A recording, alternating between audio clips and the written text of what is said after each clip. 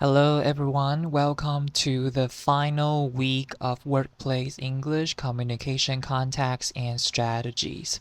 I know all of you are eager to complete this course, so let's go directly to have a look at the agenda for today.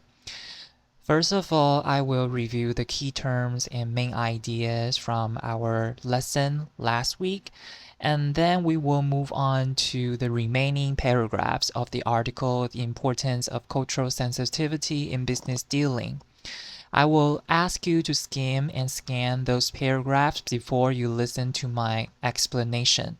Finally, I will review our course of learning to see what we have learned in these 4 units.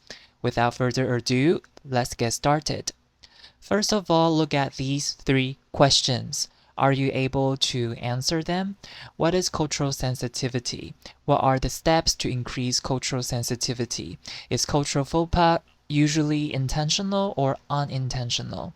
Pause the lecture to see if you can answer them. Okay, I assume you did what I asked you to do, then let's answer them respectively. First, what is cultural sensitivity?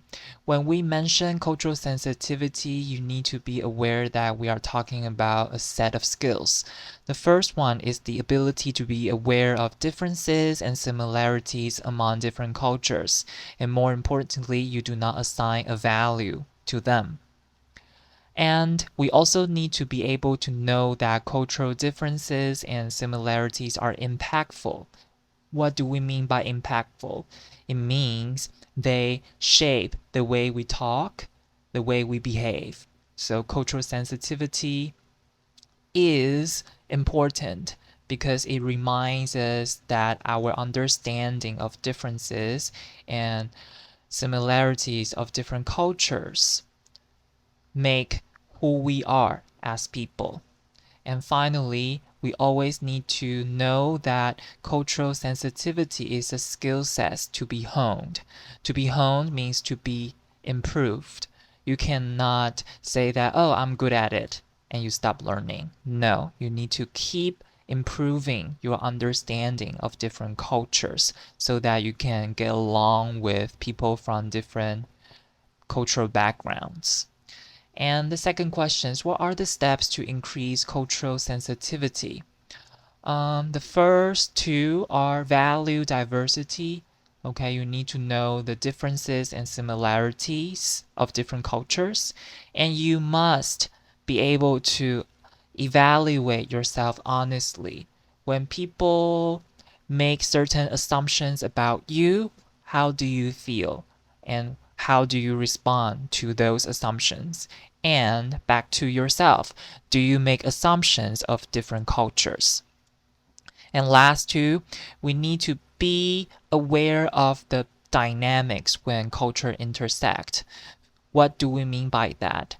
For example, we need to put race, education, background, and socioeconomic background into considerations when we meet people from different cultures.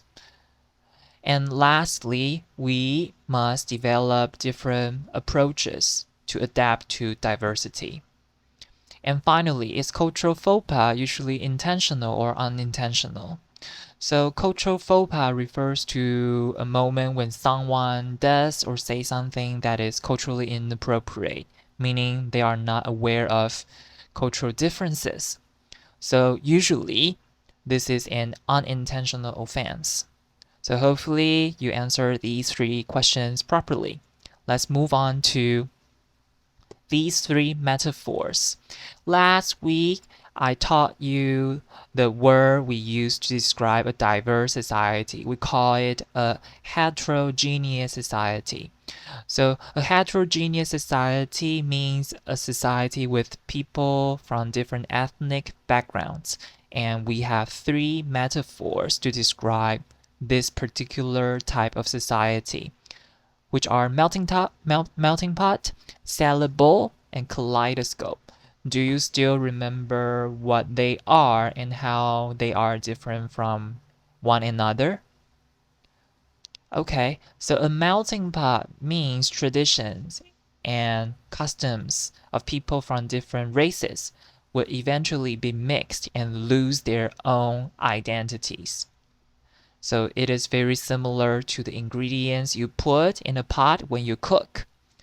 And then the second one is salable. So this metaphors means customs and tradition will not change when they are mixed together, but people think this metaphor fails to acknowledge that changes do happen when different culture meet. Okay, when different culture meet, because changes do happen when we see different cultures. And finally, kaleidoscope.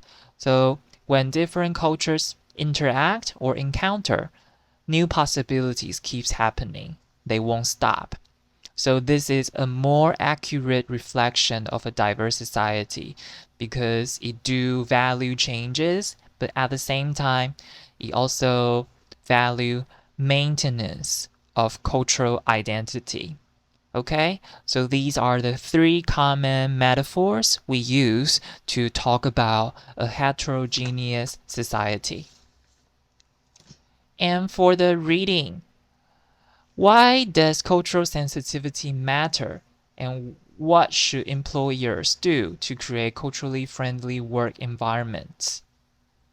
So, from our reading last week, you should know cultural sensitivity does matter because it shapes the way we are as people. And if we don't have cultural sensitivity in the workplace, we might offend people from different cultural backgrounds easily. And what should employers do to create culturally friendly work environment? So they should lead by examples and hold workshops to teach employees how to appreciate different cultural differences. And if they don't, you need to establish a set of rules telling them that there will be consequences if you are not culturally sensitive. Okay, so that's it for the key terms and main ideas from the lesson last week.